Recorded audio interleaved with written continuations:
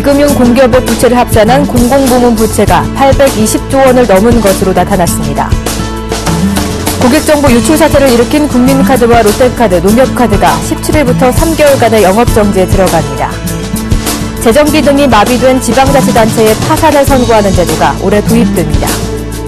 서울중앙지법 형사합의 24부는 이재현 CJ그룹 회장에게 징역 4년과 벌금 260억 원을 선고했습니다.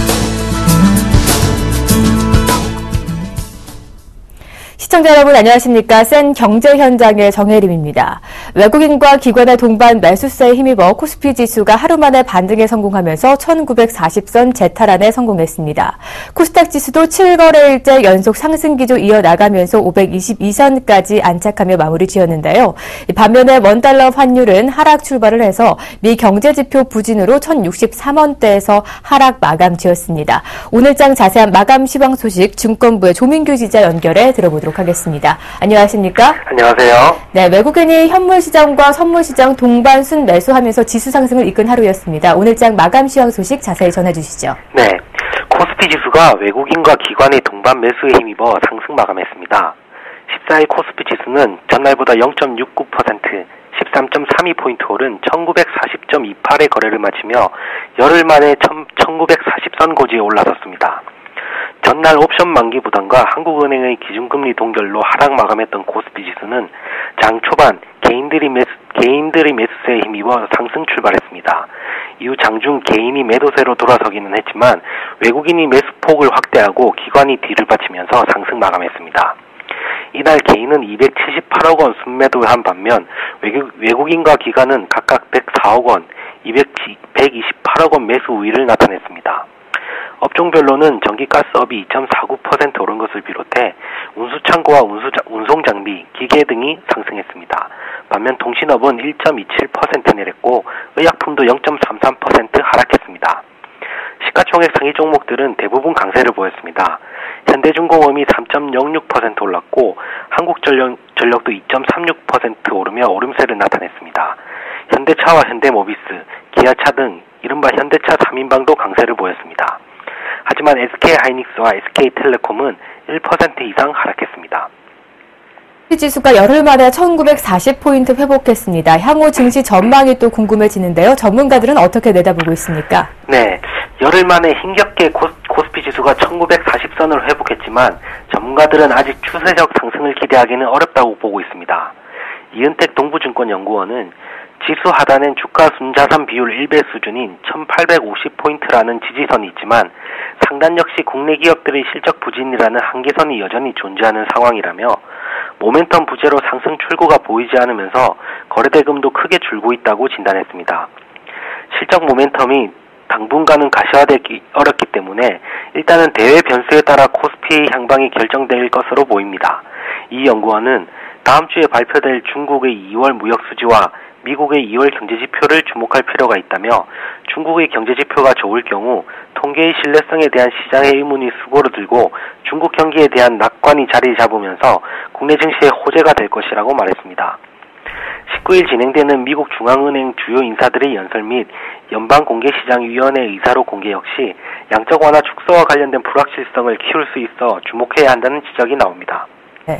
이 해외에서 불어닥친 악재로 인해서 현대 롯데미 상장 이후에 가장 낮은 주가를 기록하면서 오늘 52주 신저가 기록을 경신하기도 했는데요. 10% 이상 급락했습니다. 이 전문가들은 현대 롯데미에 대해서 어떻게 평가하고 있습니까?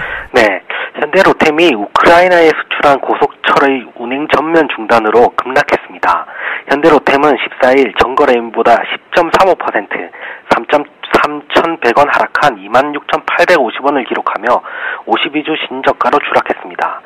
외신과 현대로템에 따르면 우크라이나 철도청은 현지 시간으로 12일 현대로템으로부터 수입한 우크라이나 특급 10편의 운행을 모두 중단한다고 공식 발표했습니다. 우크라이나 특급은 현대로템이 지난 2010년 11월 현대종합상사와 컨소시엄을 결성하고 1차 프로젝트 수주권을 따내며 공급한 고속철입니다. 이번 사태로 우크라이나에 열차 5편을 추가 공급하고자 하던 계획도 차질을 빚을 것으로 보여 주가가 하락한 것으로 풀이됩니다. 특히 우크라이나를 발판으로 러시아까지 진출해 유라시아 횡단 철도 사업에 뛰어들겠다던 현대로템의 계획도 불투명하게 됐습니다. 하지만 이번 사태가 일교차로 인한 결함인데다 총 10대의 열차 중 문제를 일으킨 전동차는 한 대에 그쳐 운행 중단을 부풀려 해석하는 것은 곤란하다는 것이 전문가들의 견해입니다. 이지훈 대신증권연구원은 우크라이나는 일교차가 큰 국가로 이번 사태를 지리적, 기후적 문제로 국한시켜야 한다며 우크라이나 전동차 문제는 과거부터 제기된 데다 인도와 브라질에 비해 수주 규모도 작아 이번 사태가 미치는 영향은 제한적일 것이라고 전망했습니다. 한편 현대로템은 최근 2대 주주인 모건 스탠리 사무투자회사 측 사회이사 2명이 급작스럽게 퇴임하면서 대규모 매도라는 오버행 이슈의 곤혹을 치렀습니다. 지난 10일 현대로템은 전자공시를 통해 이상훈 모건 스탠리 사무투자회사 한국 대표와 정회훈 아시아 전무가 일신상의 이유로 사회이사에서 중도 퇴임했다고 밝힌 바 있습니다. 네, 잘 들었습니다. 지금까지 증권부의 조민규 기자와 함께했습니다. 오늘 말씀 고맙습니다. 고맙습니다.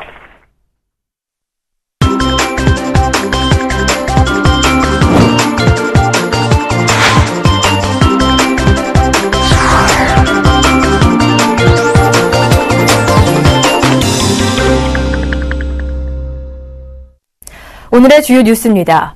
정부 부채의 비금융 공기업의 부채를 합산한 공공부문 부채가 820조 원을 넘은 것으로 나타났습니다. 기획재정부는 공공부문 부채가 2012년 말 기준 821조 원으로 2011년보다 67조 원 늘었다고 밝혔습니다. 가계부채가 1000조 원을 돌파했다는 점을 감안하면 한국 국민은 공공부문에서 1인당 1628만 원, 가계부문에서 1983만 원 등 3600만 원의 빚을 지고 있는 셈입니다. 이번에 처음 제시된 공공부문 부채는 일반 정부 부채의 비금융 공기업을 포함한 개념으로 공공부문의 재정 건전성을 관리하고자 만들어졌습니다. 1억여 건의 고객정보 유출 사태를 일으킨 국민카드와 롯데카드, 농협카드가 17일부터 3개월간의 영업정지에 들어갑니다. 금융당국 관계자는 이들 카드사에 대해 영업정지 3개월이라는 가장 무거운 징계를 내리기로 의견이 모아졌다면서 금융감독원 제재심의위원회와 금융위원회 의결 과정을 거쳐 17일부터 영업정지에 들어간다고 밝혔습니다. 개인정보 유출 차단 조치로 금융사에 단행했던 텔레마케팅 중지는 보험사들이 최고 경영자 명의로 확약서를 제출함에 따라 오늘부터 재개됐습니다. 재정 기능이 마비된 지방자치단체에 파산을 선고하는 제도가 올해 도입됩니다. 안전행정부는 상반기 중 지자체 파산제 도입 방안을 만들고 하반기에 법제화를 추진할 계획입니다. 유정복 안전행정부 장관은 지자체 파산제도는 선출직 지자체장이 재정 운영을 잘못할 때 최후의 제재 수단으로 활용하기 위한 것이라며 건전 재정 회복을 유도하겠다고 말했습니다. 한편 주민등록 번호를 통한 개인정보 유출 불안감 해소를 위해 전면 개편 방안을 포함 휴대전화 인증이나 공인인증서, 아이핀, 주민등록증 발행번호 등 대체 수단을 검토합니다. 서울중앙지법 형사합의 24부는 횡령과 배임, 탈세 혐의로 구속 기소된 CJ그룹 이재현 회장에게 징역 4년과 벌금 260억 원을 선고했습니다. 재판부는 CJ그룹의 문화 발전을 위한 노력이 빛을 발하려면 준법 경영과 투명 경영이 선행돼야 한다며 피고인은 자신의 지위를 이용해 CJ그룹 전체의 발전과 기업 이미지 개선을 저해하는 결과를 초래했다고 지적했습니다.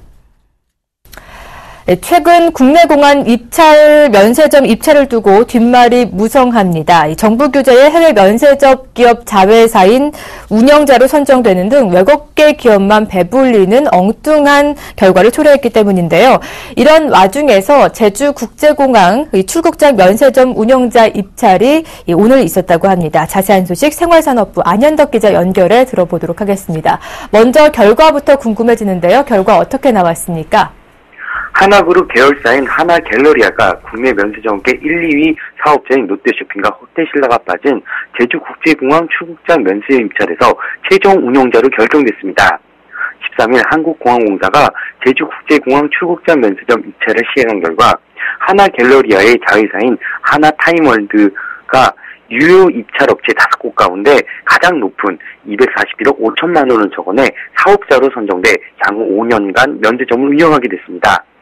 이번 낙찰가는 기존 사업자인 롯데면세점의 5년 전 낙찰가 100억 원보다 2.4배 높은 수준으로 제주 면세점 운영권을 놓고 각 기업들이 치열한 경쟁을 벌였음을 보여줬습니다. 이번 제주 면세 일차례는 면세점 사업을 다시 시작한 신세계를 비롯해 하나투어, 동아면세점 등이 참여했으며 막판에 입찰을 포기하긴 했지만 현대백화점도 사업자 선정 관련 설명회에 참여하는 등 대기업들이 높은 관심을 보였습니다. 이는 양대 면세점 대기업인 롯데와 신라면세점이 고공성장을 거듭하면서 면세점이 황금알을 낳는 사업으로 주목받고 있기 때문으로 풀이됩니다. 한편 업계 1, 2위 업체인 롯데와 신라면세점은 이번 입찰에 중소 중견기업에게 기회를 제공한다는 명분을 내세우며 참여하지 않았습니다. 네, 한화그룹이 자회사를 통해서 면세점 시장에 진출한 셈이 됐는데요. 그렇다면 어떤 전략을 가져갈지도 궁금해집니다. 하나그룹 계열사인 하나갤러리아가 면세점 사업을 하기는 이번이 처음으로 하나갤러리아는 그동안 갤러리아 백화점 영업을 통해 쌓아온 상품 매입 노하우와 수입 브랜드와의 협상력을 바탕으로 면세점 사업에 나선다는 계획입니다. 특히 하나갤러리아는 제주공항 면세점이 409제곱미터 규모로 작은 편이지만 제주도를 찾는 중국 등 외국인 관광객이 급증한 데다 국내 휴양의 메카를 구성하면서 지난 600억가량의 매출을 올리는 등 사업성이 충분하다고 평가하고 있는데요. 더욱이 하나그룹이 제주도의 리조트와 아쿠아플리넷 등이 레저 시설을 갖고 있는 만큼 갤러리아의 명품 마케팅 콘텐츠와 제주도 관광 특구를 연계한 시너지 효과도 기대하고 있습니다. 네, 하나갤러리아의 국내 면세점 시장 입성, 업계의 반응도 궁금해지는데요. 어떻습니까? 하나그룹이 면세점 사업에 새롭게 뛰어들게 되면서 국내 면세점 시장은 롯데, 신라 등 선두주자들, 후발주자인 신세계 하나 등이 뒤쫓게 돼 유통 대기업의 각축장으로 급부상하게 될 전망입니다. 이런 측면에서 업계의 반응은 일단 긍정적이긴 한데요. 다만 우려도 적지 않습니다. 낙찰가가 기존보다 2,400가량 높아져 향후 출혈 경제에 대한 걱정의 목소리가 나오고 있습니다. 앞으로 새로운 대기업의 면세점 시장 진출이 서비스 경쟁으로 이어져야지 임대료 상승 등 출혈 경제만 유로화한다면 앞으로 자칫 배보다 배꼽이 더 큰 상황이 공항명세 이차에서 초래될 수 있다는 지적입니다. 또 운영업체로 대기업인 하나갤러리가 선정됨에 따라 대기업과 중소 중견기업의 면세점 사업을 법으로 제한하는 관세법을 둘러싸고 논란이 가열될 가능성이 높아지고 있습니다. 네, 잘 들었습니다. 지금까지 생활산업부의 안원덕 기자와 함께했습니다. 오늘 말씀 고맙습니다. 예, 감사합니다. 네. 한국토지주택공사 산하 연구기관인 토지주택연구원은 서울대 건설환경종합연구소와 공동으로 이 도시재생을 위한 임대주택 공동 컨퍼런스를 오늘 서울 페런타워에서 개최했다는 소식입니다. 화면을 통해서 함께 보시죠. 정부는 주택시장의 패러다임 변화와 만성적인 전세 대란을 해소할 대책의 하나로 공공임대주택 공급을 확대하고 있습니다. 하지만 공공임대주택 공급은 막대한 재정 부담과 함께 적절한 부지 확보가 어려운 것이 현실입니다. 주택시장의 현실에 맞는 새로운 서민주택 공급 모델을 고민하기 위해 국내외 주택 관련 전문가들이 한자리에 모였습니다. 한국토지주택공사 산하연구기관인 토지주택연구원은 서울대 건설환경종합연구소와 공동주관으로 도시재생을 통한 임대주택 공급 국제 컨퍼런스를 14일 서울 페런타워에서 개최했습니다. 그간 이 도시 재생에 있어서 저희보다 먼저 그런 문제를 경험했던 외국 분들의 저희가 사례를 듣고자 오늘 이 국제 컨퍼런스를 개최하게 됐습니다.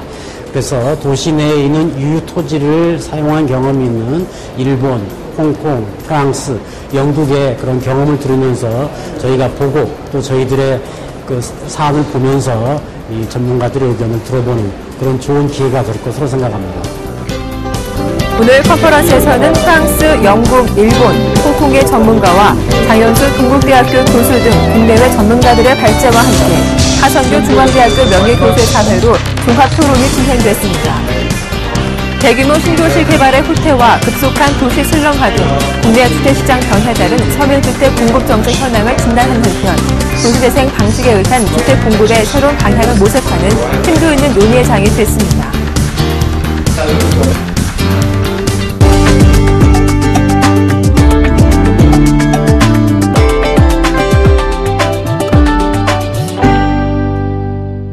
방송통신위원회는 오늘 전체 회의를 열고 휴대전화 보조금 지급 경쟁을 중단하라는 시정명령을 이행하지 않은 SK텔레콤, KT, LG U+등 기동통신 3사의 추가 제재를 건의하기로 의결했습니다.